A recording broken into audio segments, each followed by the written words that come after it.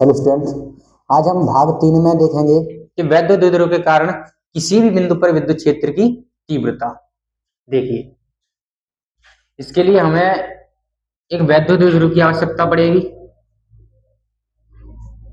ये हमारे पास में एक वैद्युत द्विध्रुव ए और बी है, जो माइनस क्यू और प्लस क्यू आवेश से मिलकर बना हुआ है।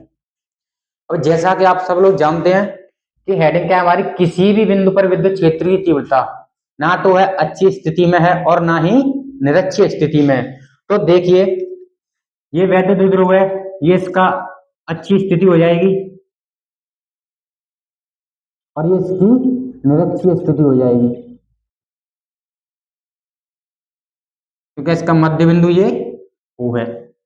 तो हमें किसी भी बिंदु पर करनी है, ना तो अक्षीय में करनी है और ना ही निरक्षीय में करनी है। तो हम यहाँ पर एक बिंदु मान लेते हैं P, जो ना तो अच्छी स्थिति में है और ना ही निरक्षीय स्थिति में है। तो इसे हम R दूरी पर माना है।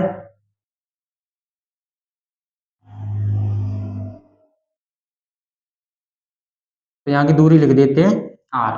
तो यहाँ पर विद्युत क्षेत्रीय तीव्रता की दिशा ये हो जाएगी। अगर यहाँ पर हम विद्युत क्षेत्रीय तीव्रता के दो घटक निकालें तो एक हमारा ऊर्ध्वाधर घटक ये निकलेगा और क्षैतिज घटक ये निकलेगा। मान लीजिए ये यहाँ पर ये थीटा कोण बना रही है, तो यहाँ भी एक कोण थीटा हो जाएगा। और थीटा के पास वाला घटक होता है वह होता है टी कॉस थीटा, और थीटा से दूर वाला घटक होता है वह होता है टी साइन थीटा। अब हम इसकी गणना किस प्रकार से करेंगे, तो एक बार तो हम इस वैद्युत द्विध्रुव को इसकी अच्छी स्थिति में लेंगे और एक बार लेंगे निरक्षीय स्थिति में। तो मान लीजिए वैद्युत द्विध्रुव को हम इस प्रकार से घुमाएंगे, यहाँ से पकड़ के ऐसे घुमा रहे हैं, वैद्युत द्विध्रुव को पकड़ के यहाँ घुमा रहे हैं, तो ये प्लस क्यू आवेश यहाँ पर आ जाएगा और माइनस क्यू आवेश यहाँ पर आ जाएगा। प्लस क्यू आवेश ये आ गया और माइनस क्यू, ऐसे घुमा रहे हैं। तो हम पहले गणना कर लेते हैं अच्छी स्थिति में।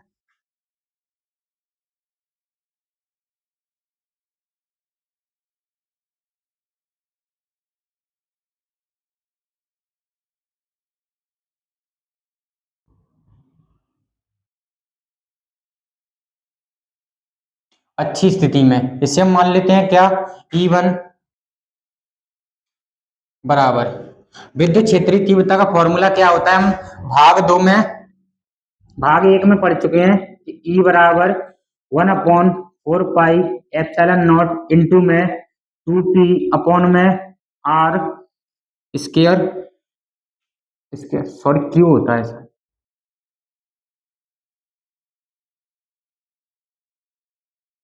और निरक्षीय स्थिति में होता है E बराबर 1/4 पाई एप्सिलॉन नॉट इंटू में P अपॉन में R क्यूब।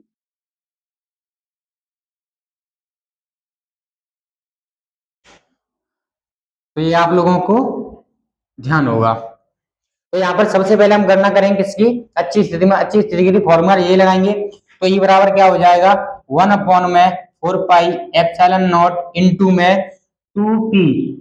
अब अच्छे के साथ में कौन सा है, कॉस थीटा, यानी कि 2P कॉस थीटा घटक है अपॉन में R क्यू। इसे समीकरण नंबर दे देते हैं फर्स्ट। इसे मैं साफ कर देता हूं।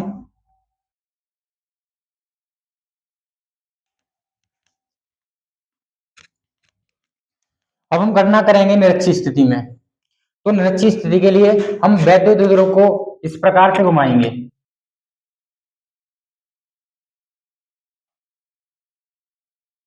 तो माइनस क्यू आवेश यहाँ आ जाएगा और प्लस क्यू आवेश यहाँ आ जाएगा।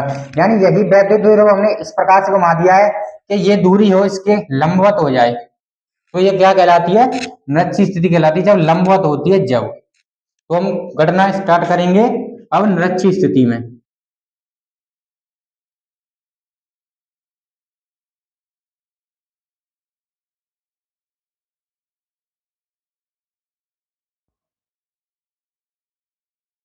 निरक्षीय स्थिति में, अब निरक्षीय स्थिति में फॉर्मूला क्या होता है, उसे हम E2 मान लेते हैं।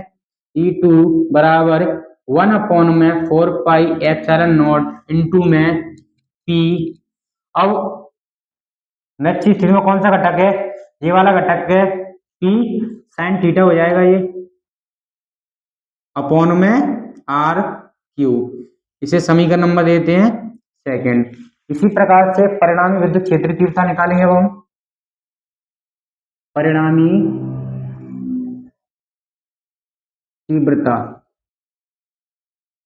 जो इसकी परिणामी तीव्रता होती है वह होती है E बराबर अंडर रूट में E1 square plus E2 square.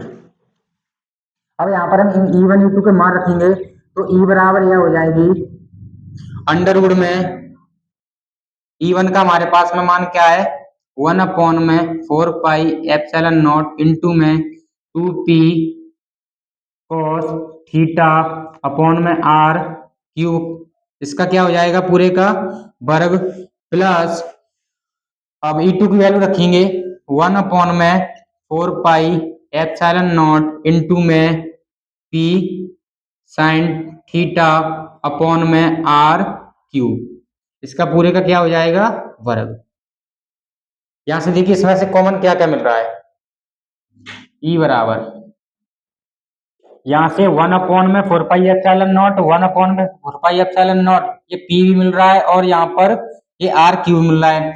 यहाँ पर दोनों में से कॉमन निकाल लेंगे तो यहाँ पर वर्ग निकलेगा और वर्ग अंडर से हट जाएगा तो यहाँ पर 1/4 पाई एप्सिलॉन नॉट इंटू में P अपॉन में R क्यूब।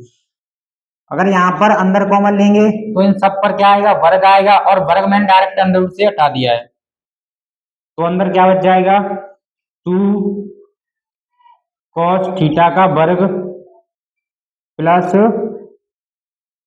साइन थीटा का वर्ग। तो इसे हम सॉल्व करेंगे, ये हो जाएगा E बराबर 1/4 पाई एप्सिलॉन नॉट इंटू में P अपॉन में R क्यूब अंडर रूट में हो जाएगा 2 का वर्ग 4 cos square theta plus sine square theta. अब साइन स्क्वायर थीटा को हम क्या लिख सकते हैं 1 माइनस कॉस स्क्वायर थीटा। तो यहाँ पर आप इसका स्क्रीनशॉट ले सकते हैं क्योंकि मैं इसे साफ करूंगा। जो साइन स्क्वायर थीटा को हम लिख सकते हैं 1 माइनस कॉस स्क्वायर थीटा। तो ये हो जाएगा E बराबर 1/4 पाई एप्सिलॉन नॉट इंटू में P अपॉन में R क्यूब और अंडर रूट में क्या हो जाएगा 4 cos स्क्वायर थीटा और साइन स्क्वायर थीटा को हम क्या लिख सकते हैं plus 1 minus cos square theta. 3 cos square theta में से 1 cos स्क्वायर थीटा हट जाएगा, 4 cos स्क्वायर थीटा में 4 में से 1 हट जाएगा तो यहाँ पर क्या हो जाएगा 1/4 पाई एप्सिलॉन नॉट इंटू में P अपॉन में R ये R क्यूब है P अपॉन में R क्यूब अंडर रूट में क्या बच जाएगा 3 cos स्क्वायर थीटा प्लस 1। ये किसी बिंदु के लिए हमारा फॉर्मूला सिद्ध होता है। अगर आपको वीडियो पसंद आया तो चैनल को सब्सक्राइब करें और वीडियो को लाइक करें, शेयर करें और कमेंट करें।